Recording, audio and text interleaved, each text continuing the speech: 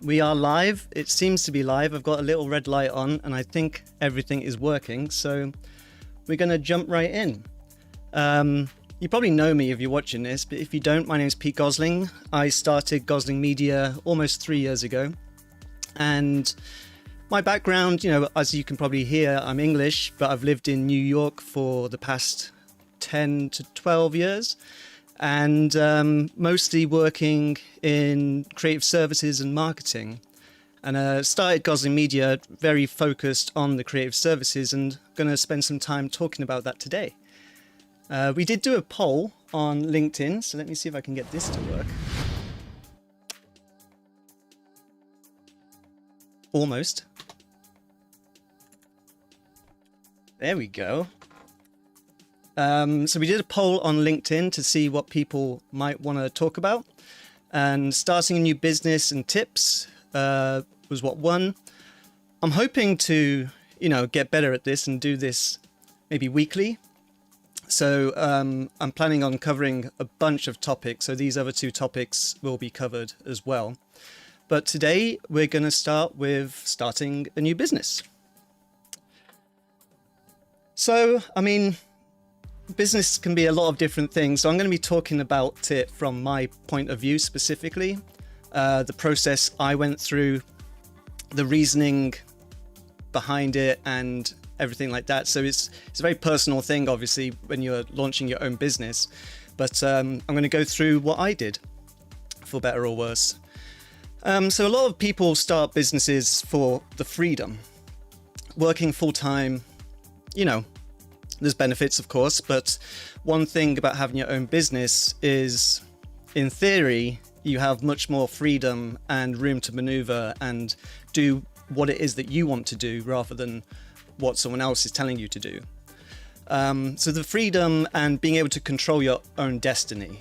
So I always love the saying, there's two sayings actually that I love. You never get rich working for someone else.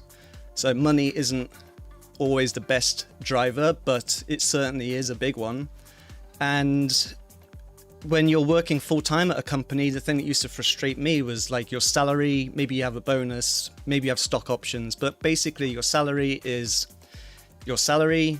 You'll get a few percentage increases over time, over your career, but you're kind of limited to that no matter, how innovative or amazing you are.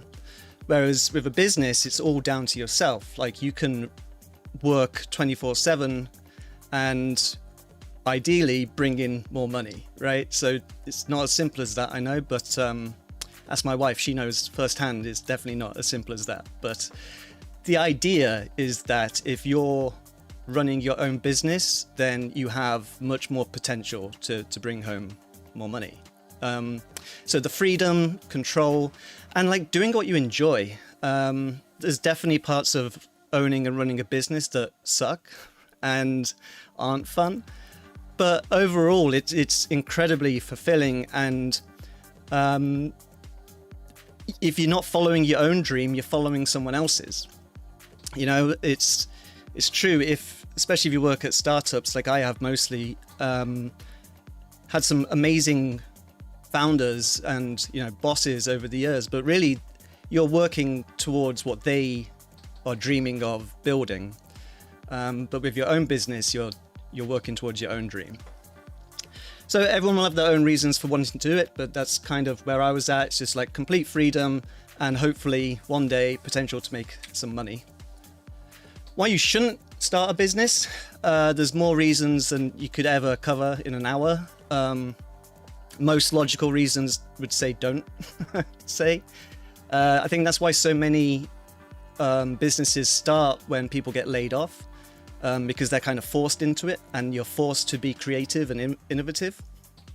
So there's a million reasons why you shouldn't start a business. The obvious easy ones are job security, working full-time at a bigger company, but I think one thing we've all learned recently is that that's a fallacy. Like, there's no such thing as job security, really.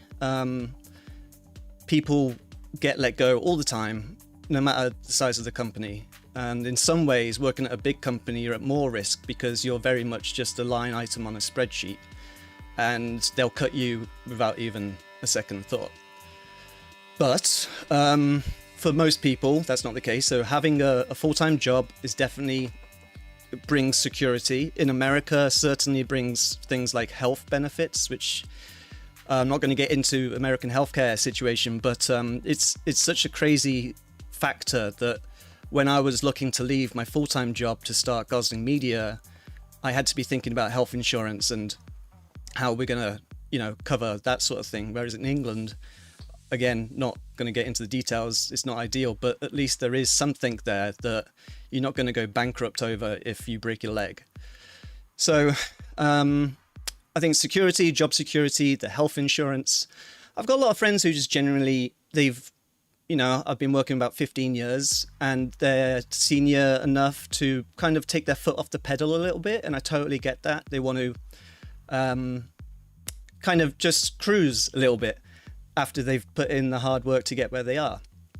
I've never quite felt that way. It's probably the ADD in me, but I'm always looking to move on to something else. And I've always wanted to have a business since a very young age.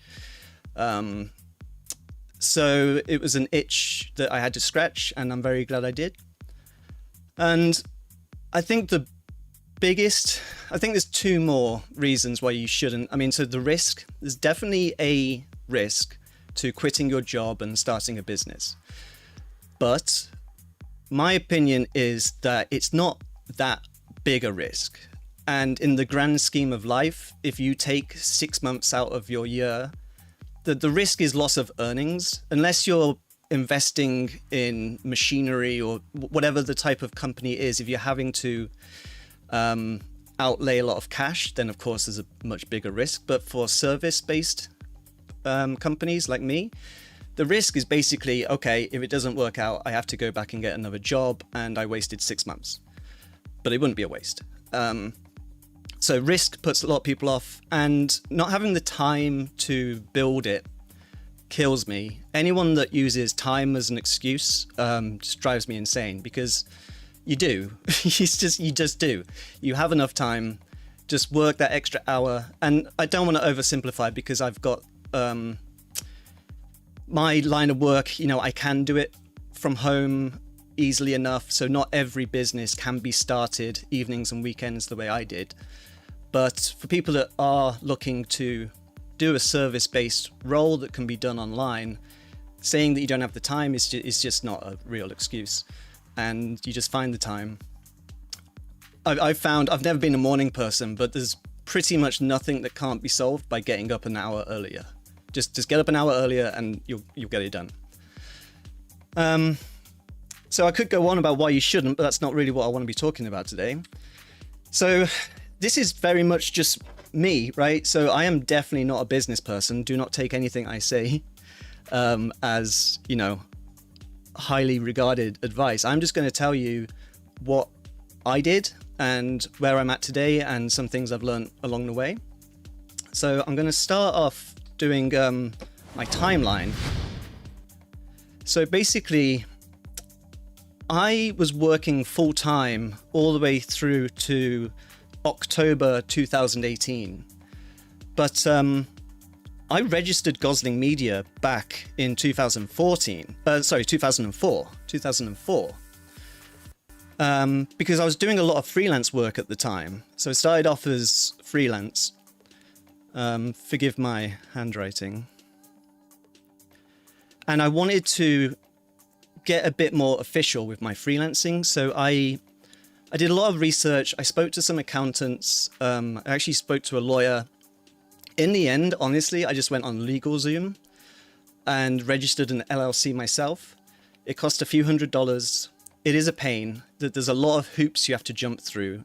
So I would say starting as early as possible is good, because if you need to register your business and be doing business next week, it's not going to happen, because there's a whole process you have to go through to get your state. You have to register with the state, register federally. And so taxes and all of that stuff, it's definitely a process. And yeah, I would say start sooner than later. So I registered the LLC in 2004, but that was purely for my freelance work. Then we come through to 2018 in October. I put 2009, 2014 on here. They were sort of key milestones with my freelance work, basically. But I'm going to jump straight into the meat of it. So in this time, I was working as a full-time employee at a few different companies, mostly in-house, managing the creative team, so building and managing in-house creative teams. And you know, I'm sorry, I'm getting my timeline wrong. 2004 is when I graduated uni. So let me change this. This is why I'm penciling it in, because I can just do this now. That makes so much more sense. So basically 2014 is when I registered Gosling Media. 2004 is when I graduated from university. And the reason I put this on is because I wanted to start a business the second I graduated university. So I did media production at uni and wanted to do animation. I spoke to like the career guidance people, in England, I can't remember what it's called, but there's like a small business administration equivalent in England where you can get free advice from the local council or whatever. And, you know, I started putting together business plans and things like that. But then I ultimately was very lucky and I ended up getting a job at a web design company. So that's took me away from starting my business then, which, you know, thank God, because it would have been stupid and never would have really, you know, become a business. So I moved to New York, so 2008, 2009, and was still working full time. But in between jobs, so I worked at a couple of jobs, there were definitely moments where if I was job hunting, I was really like itching to start my own business. And through to 2014, when I started a Media Math, my transition from it's a company called Blip, who is called Blip TV, got acquired by a company called Maker Studios. And then about 6 months after that is when I joined Media Math. So towards that end of Blip, whilst Maker Studios was going on, I was very close to actually pulling the trigger then and starting my own business. But again, thank God I didn't, because I had almost 5 years at Media Math, and it was almost like taking an MBA program, because the people there were so smart, and I learned just an incredible amount about business. And I've got a slide later talking about how important it is to build relationships, and just the people I used to work with at Media Math, I'm still in touch with a lot of people, and like for mentoring and just general advice, or even clients, like a lot of them did become clients. It's good to have that foundation. So a varied career path leading to the business makes a lot of sense, because if you start the business too soon, you don't really know much about the world that you're going into. And Gosling Media, I knew I wanted the business, didn't know quite what it was going to be. I focused purely on B2B marketing support. So my role at Media Math was running the creative team to do creative services for the marketing team. We used to work with external vendors all the time, freelancers, agencies. I used to get really frustrated with them because the quality often sucked. We'd have to redo it. It was super expensive. So when I finally did, you know, get serious about it, I was like, okay, B2B, it's a more focused market. Common advice is you want to find a niche. So it's kind of counterintuitive. You may think that you want to start a business that could have as big an audience as possible, but really it's kind of the opposite, because you want to start like laser focused on a very small niche and then build out.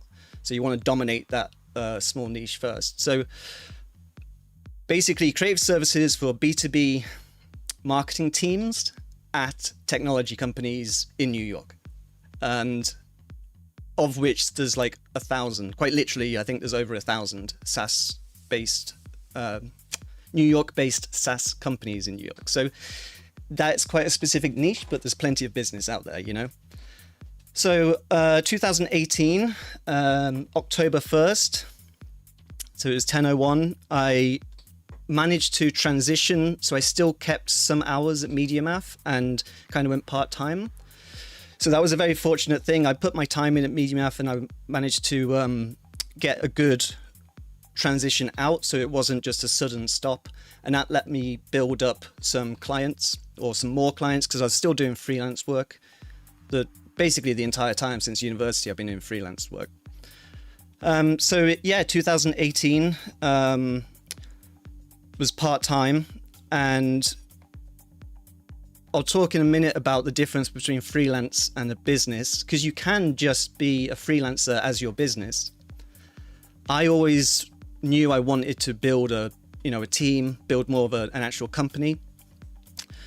So then, that happens. So January 1st in 2019, I was 100% Gosling Media. And this was a tough year, to be honest. So 2019, I'm not good with numbers. I went to art school. So 2019, I started the business in January. I built up enough business where I felt comfortable actually hiring an employee. And then my dad actually passed away. And I had to go back to England for some time. So my first employee's first day was the day that I flew back to England after I found out about my dad passing. So people say about finding the right time to start a business, there's never a right time. I'll talk a bit more about timing and stuff in a minute. But so I was in England for about a month because it took a long time to get everything dealt with. And yeah, it's just, we're fortunate because we can work online. Again, 2020 coming, this guy here is full of all kinds of horrible stuff, isn't it? The pandemic, but we'll get there. So always been lucky that the work we're doing is remote, digital, you can do it via Zoom. We were using Zoom before it was cool. So 2019, we did okay in the year. We ended up hiring, I think I had 3 people at the end of the year. Pretty much break even, but had built a pretty good, reliable client base.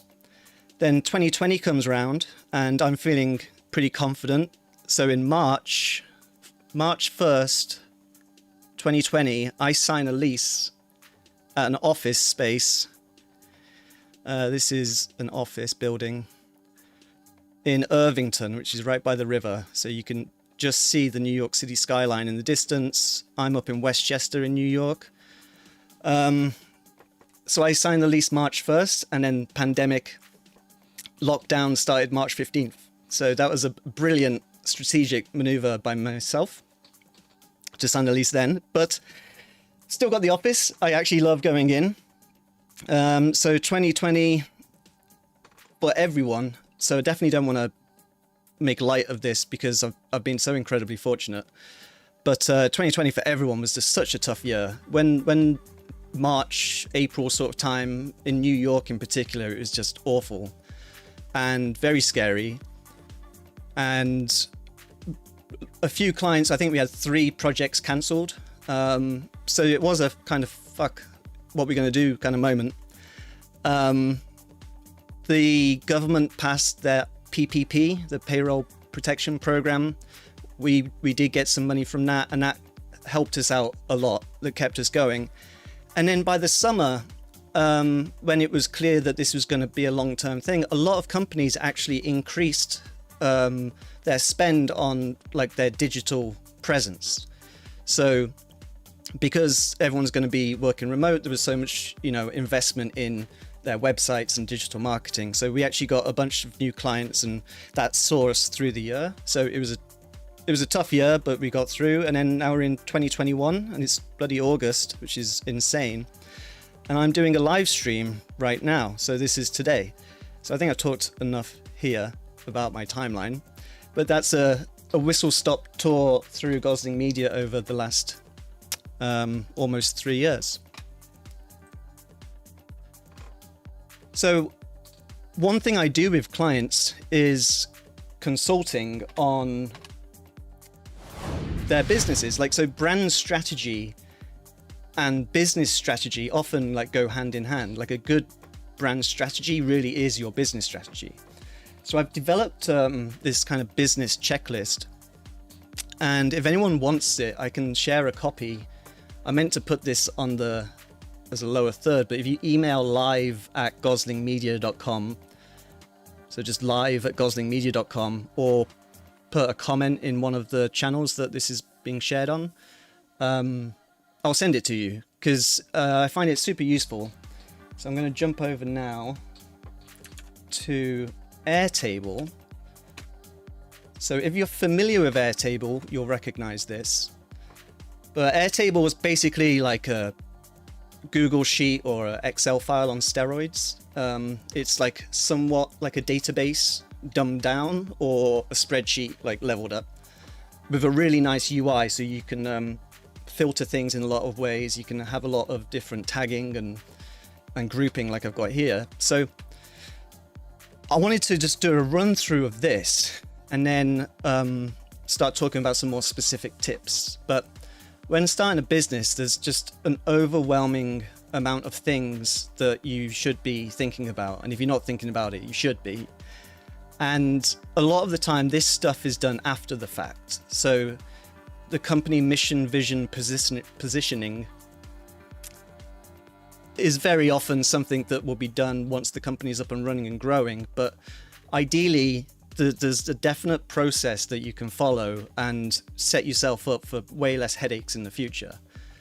So yeah, your mission statement. I mean, Gosling Media, my focus has been just helping B2B marketing people get shit done is basically the mission. I have a more formal version written out, but it's just, there's so much complexity and noise getting in the way of people just getting their marketing done. For small businesses in particular, it's insane. So anything we can do to like remove those obstacles, either by just doing it for you or by assisting you to do it, that's really like our mission. So that B2B marketing. Vision is, you know, the lofty goal, like you're painting the picture of what you're working towards. And I don't have time to go through all of this. And positioning, though, is super key, because what I do is done by so many different types of designers, but the positioning, that focus on that niche, is what really differentiates us from other people. So you've got to really spend time thinking about what it is you're selling, who you're selling to, what that positioning statement is. And there's plenty of articles online about how to do that. That then goes to like buyer personas. So who are you selling to? Start putting some content together. Now, this may seem like jumping ahead, but again, with things like your website, you can't start too soon. You really should think of the name, get the web address, and have something up. Lots of benefits, of course, people will find you, but things like SEOs, like search engine optimization, the length of time the website has existed plays a role in like what they call a domain authority. So Google will index your site. You want to be adding content to it as early and as often as possible. So it sounds a little crazy saying that you should be, you know, thinking about content when we're just starting a business, but you should, right? You're laying the foundation for the future. Competitive intel, you don't want to be mimicking competitors, but you certainly need to be looking at the market and what your potential buyers are going to be looking at. So if a prospect is trying to decide between a few different companies, you need to know damn well what those other companies are good at and bad at, so that you can, you know, beat them. Company name and domain names. So I'm torn on this. I mean, my company name is Gosling Media, which breaks a number of rules about naming a business, because it's obviously my name. I think I'm fortunate in the fact that Gosling is an actual thing. But it is something I've thought long and hard about. Multiple times I've been up late at night Googling different business names. So we'll stick with Gosling Media for now. But, you know, if you can have something that represents what you do, so it doesn't have to be literal, just ignition or ignite or those types of words, versus just something. Wow, there's so many pieces. I don't want to spend too much time on this, but you got something like Hulu, which is a completely made up fictitious name, and you can completely own that. So there's a lot of benefits there because you don't compete with other people in search, and you can often get the .com domain if it's not a real word. But what is Hulu? It doesn't tell anyone what it actually is, so you have to make sure that you're communicating well what the company actually does. Whereas if your business name is New York Marketing Co., you don't have that issue. I could do a whole episode on these. Actually, I could do a whole episode on each of these different rows. So I'll go through quick. Branding, enough, I'd say quick and dirty to start with. There's a lot of really good online tools that let you generate logos. We obviously do logo design for clients, but when you're first starting out, you just want to be consistent. Like the absolute main thing that you want is consistency. So picking a color palette, a font, and a logo, and just make sure you're using the same treatment on your social pages, your website, business cards, everything. You can always update the branding later. It's just not worth a really in-depth branding process that early on, I don't think. I think moving fast and figuring out what it is that you're trying to do. So these are all the marketing materials. So I use this document with clients. You can see it says company ABC here. I'll go through their stuff almost like an audit and start basically rating it and then coming up with ideas for how to improve it. So this is kind of an onboarding exercise, but it's also like a business generation exercise. But I thought this would be a good way to sort of talk about starting a business, because there's just so many pieces to it.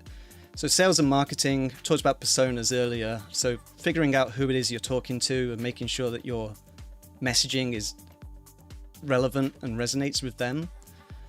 Let's jump ahead. Some of these will be a bit later on in the process when you start doing paid media. I will say on paid media,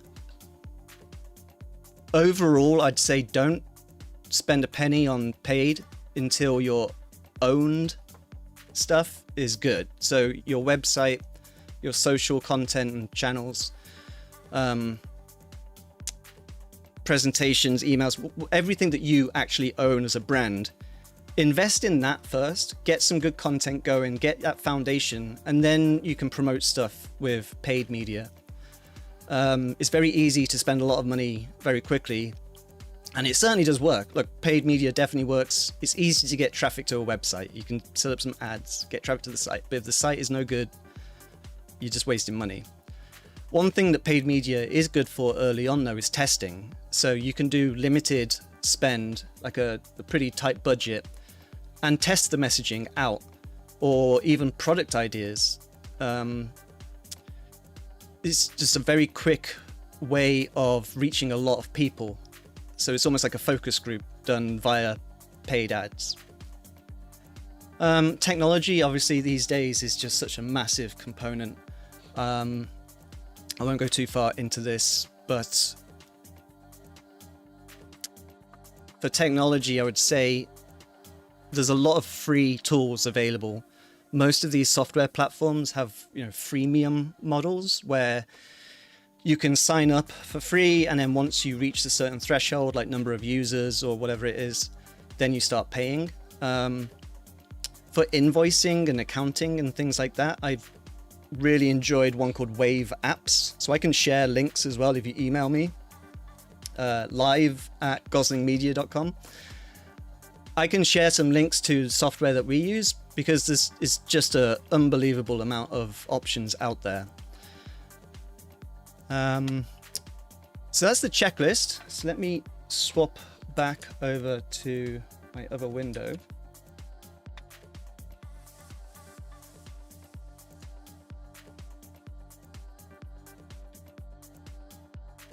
And just some tips. So things that I've learned along the way. This one, I can't remember who I stole this from, but I remember at university, I mean, it's 2004, so the internet was around, but it wasn't like it is now in terms of blogging and things. Because any idiot can have a blog. Like, I have a blog. So even self-published books are gonna, they will have been through much more rigorous proofing and fact-checking and just thought being put into it than any blog post. And there's just so many good, even if they're old and not 100% talking about what you're doing, like digital marketing. For me, there's still excellent books about marketing in general that are relevant. So I actually, when I was working full time, I used to commute into New York City. I would just crush audiobooks just every day. It's like an hour and a half each way. If I was driving or the train, I would just pound through audiobooks. So I've put together a list of the main ones. I think there's more I've got that I liked, but I was trying to not get overloaded with it. And then the ones in green are basically, if I could only pick 3, these are the ones that I would recommend. So Never Split the Difference. It's a fascinating book. It's basically a former FBI negotiator who every chapter starts with him telling a real world situation of a hostage situation or some kind of, terrorist things going on, where he's called in to talk to the bank robber or whatever it might be and negotiate with them. And in his world, if you split the difference, that means half the hostages die, right? So he talks about you can't and shouldn't split the difference. You've got to win. And I'm doing a bad job of explaining it, but it's an excellent book because what he does is each chapter, he talks about this real world situation and then he translates it into business negotiations with actual, even worksheets and tips for how to negotiate with people. And it sounds quite cutthroat and ruthless, but it's not at all. It's got some really amazing stuff in there to help you prepare for meetings and just make sure that you're not being, and this is something I've always been guilty of, but over promising or trying to give too much away too cheaply. It's a very difficult thing, especially when you're starting out, because you want to win the business. So highly recommend that one. The next one, Building a Story Brand. If you've worked with me, I love this story brand framework.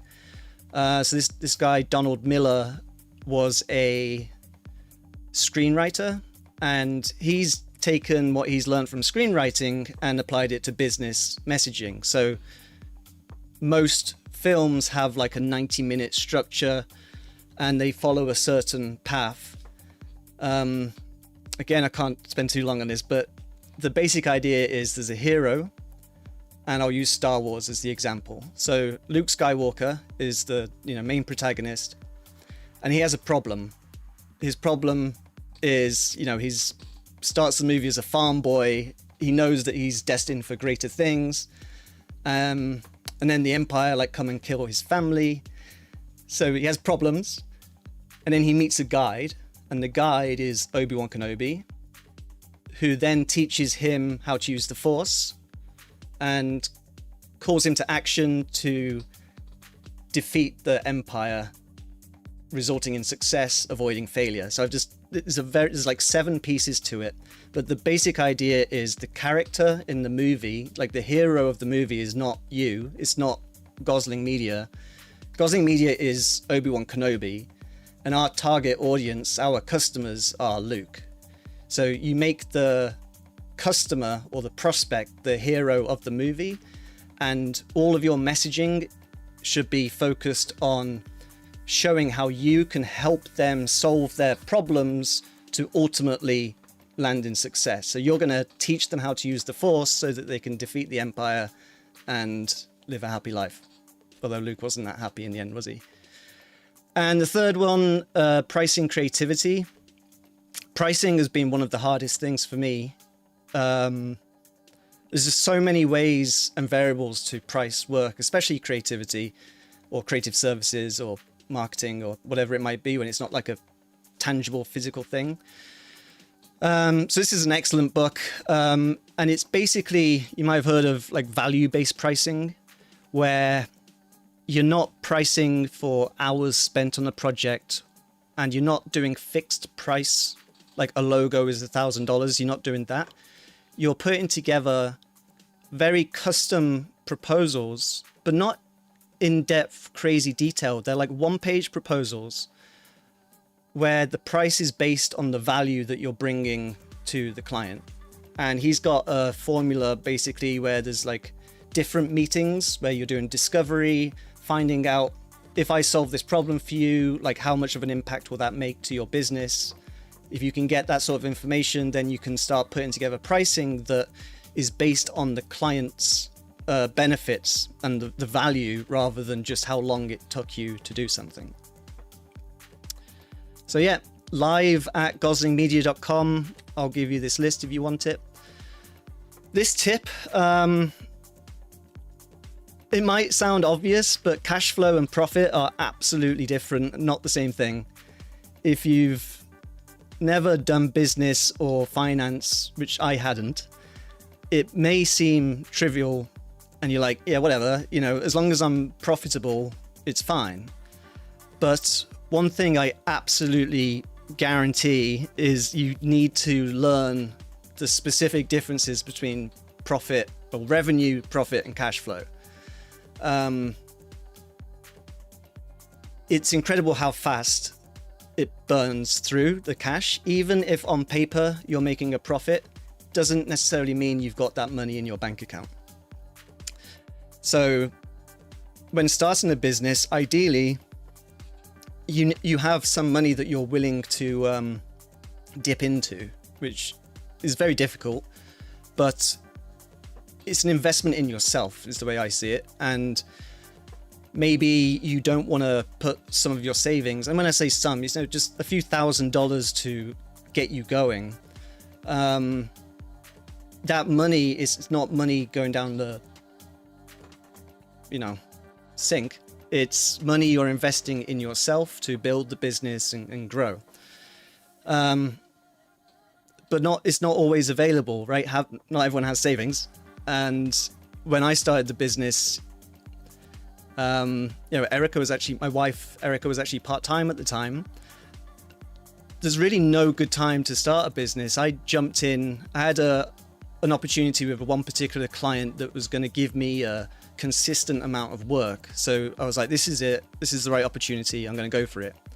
But because Erica was part-time, we had to pay out of pocket for healthcare, which in America is insane. So I've got two girls. I had Ella and Lena. I think it was 3 and it was like 2 and 5 or something like that. So terrible time. And we just bought a house and we just moved back from California. So, you know, there's lots of reasons to not start a business, like I said, but if you want to do it, just freaking do it. But the cash flow situation is tough because if I'm outsourcing some of the work, if I'm paying freelancers, I pay them probably before I get paid by the client. So understanding, like I said a few times now, the accounting side of it is just so important. There are obviously investors and loans. I think that's definitely a topic for another day though, because that's a huge, huge topic. So yeah, I'd say get started before you're ready. I'm stealing that, I think, from Gary Vaynerchuk, the guy who's he's a madman, but he's like all about making content, and this is what I'm doing now, right? It's like putting out video content, and he always says, like, not just video content, just putting out content in general, but he always says start before you're ready. Just pull the band-aid off, just get it going. So if you're thinking about starting a business, I would just do it. Register the company, get a bank account. Silly things like I did get an SBA loan, and just the paperwork, you need to have proof of the business. So the earlier you do it, the better. And like sometimes you need 2 years of tax returns before they'll even talk to you. So when I was applying for a line of credit at the bank, you have to prove it with 2 years of tax returns. If I hadn't started the business in 2014, I wouldn't have that. Now, when it comes to starting a business, obviously there's LLCs. You can do doing business as. I don't know enough about all of the different variations, but LLC is what I went for because you get the protection. It's the limited liability. It's quite flexible, and it's much less work to set up than a corporation. So LLCs, I think, tend to be the best ones for most people, but absolutely do your research and don't listen to me. If you're getting investment and, you know, doing shares and stuff like that, then you do need a corporation. But talk to a tax professional, please. Speak to as many smart people as possible. So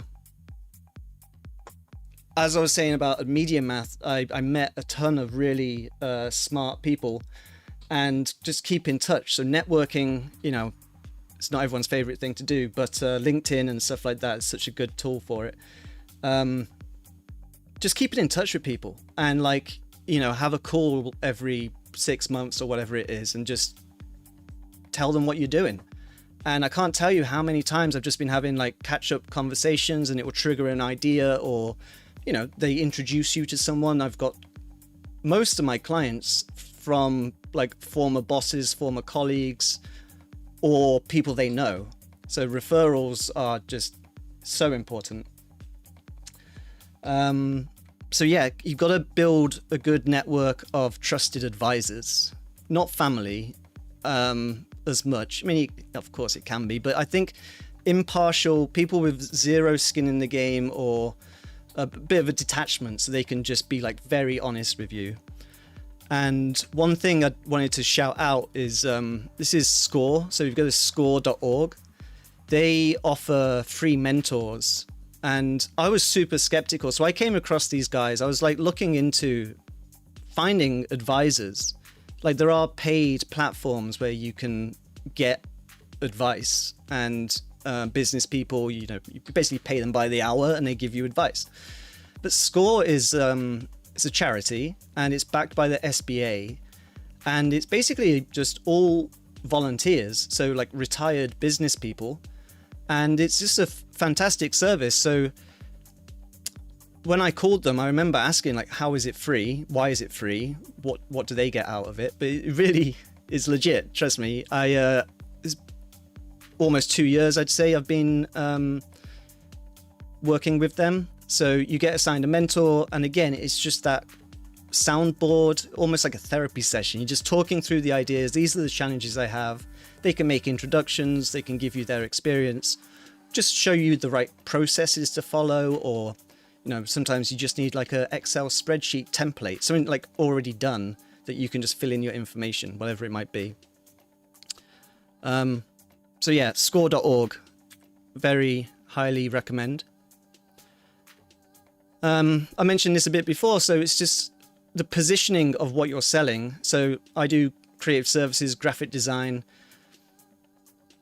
The actual skills of making the design can be done in so many different ways in so many different industries. So having that core positioning, the client wants to feel comfortable that you can do exactly what it is they need.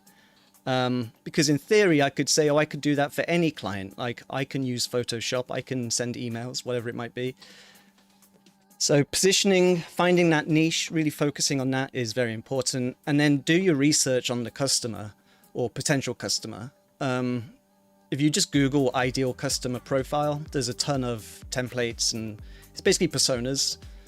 So for me, it's marketing professionals at enterprise size software companies mostly, and business owners. So I kind of have two personas, and it's very common to have multiple, but I have people that are starting or running or growing a business, and then I have the marketing pros that need help just fulfilling their marketing. pricing, it's such a difficult topic. So a lot of the time I still do bill by the hour. We sell basically blocks of hours. The more you buy, the better the rate. And it's worked. We've been doing that since day one, basically. Occasionally we do project based if there's a pretty big project where it's a defined list of deliverables. But when you're doing scopes of work and it's like a big project like that, especially in the industry, like fast-paced industries, if it's like a 6-month engagement, then the needs of the company have probably changed after 2 or 3 months. So doing those really sort of detailed proposals and scopes, don't love doing it. So we kind of changed this model to, look, we can do all of these different services. You need, I don't know, 30 hours a month, say, and you can use it for however you want. You're just buying blocks of our studio's time. We call them studio hours. And that's been working really well. So I love the value-based, I mentioned that book, the value-based approach is super interesting. It's a way to charge much, much more for your work. But I hate to say it, but it's difficult, right? And it definitely requires much more of a thoughtful sales process. Most of the time I'm running around like a headless chicken, just keeping up with stuff. So doing the value-based pricing, it forces you to really, do a lot of preparation work. Whereas with the rate card, it's very transactional and quicker. Pros and cons to everything. And having an idea of what you're building, this is something I've been challenged with a lot as well. It's not an easy thing to answer. Like people say, what's your 5-year plan? I don't know. I kind of know what I want to build, but so some of the things really, for me, the biggest is like freelancer versus a business or an agency, if you will. And when does freelancing become a business? Because you can quit your job and freelance full time. That is your business. So I think what I mean by that is just when you start hiring people to help with the work, which I did actually before I went full time. I was using contractors to help and fully transparent tell the client that the value that you're bringing is the direction, the understanding the client needs, translating it into what the actual idea is. Usually I would do like the initial concepting, but a lot of the production work can be done by more junior staff, and it's in the client's best interest as well as yours to be able to use external staff or hire a junior designer or something like that. And then finding the right talent is tricky as well. So DIY, basically just do it all yourself. Outsource to individuals, so you can go on websites like Upwork.com and Fiverr. But I gotta tell you, there's such a minefield of awful people. Well, not awful people, that sounds bad. Just there's a lot of, it's very easy to say you're a designer. You just sort of like download a copy of Photoshop and okay, I'm a designer. Or I launched a WordPress website and I'm a web developer. It's like there's a lot of people like that on these websites where yes, they built a website, but no, they're not really a web developer. So I actually have had much better experience, real job postings, just on things like ZipRecruiter. You put that it's part-time or flexible, you make it clear that it's not for a full-time job, and you just seem to get a much higher caliber of talent applying through a more traditional job board than these marketplaces. There's dozens of firms out there. I'm just looking at the time, 1:50. Because this is live, so I just don't want to keep rambling. I'm almost through it though. So there's a lot of benefits to using a firm. Of course, you'll pay more, but it's basically my value proposition to the client is like you have extra hands, you have quality control, you have like the strategy people. So it depends on what you're selling, but I would say outsource as much as you can without losing the quality of what it is you're selling. Because if you try and do everything yourself, the quality will go down as well. You can't scale. And I've just learned firsthand that it's just I think if you do it all yourself, you have to be super specialized in a limited thing and charge a ton of money for that very specific thing. If you're trying to do general creative services or general design or general marketing, you're never going to be able to bill enough to make it worthwhile to do it all yourself. So that's why you need to outsource, so that you can increase your margins. But if you have a very specific set of skills like Liam Neeson does, then you can charge much higher for it and do it all yourself. But I went the other route and brought in external support. Now we have full-time staff and building more like a regular agency. All right, and then this was just the last piece. Is the technology is such an important piece. Number one is which infrastructure or platform are you going to use? So Gmail, Google Sheets, Google Docs, so the Google apps or Google for Work or whatever, they change their name every 6 months. There's Google set of products and Microsoft set of products. Pros and cons to both, but you're pretty much in the pocket of them when you pick one. I personally prefer the Google suite. Finances, again, start early. So even if you're just doing a few odd jobs here and there and small projects, invoice and track everything.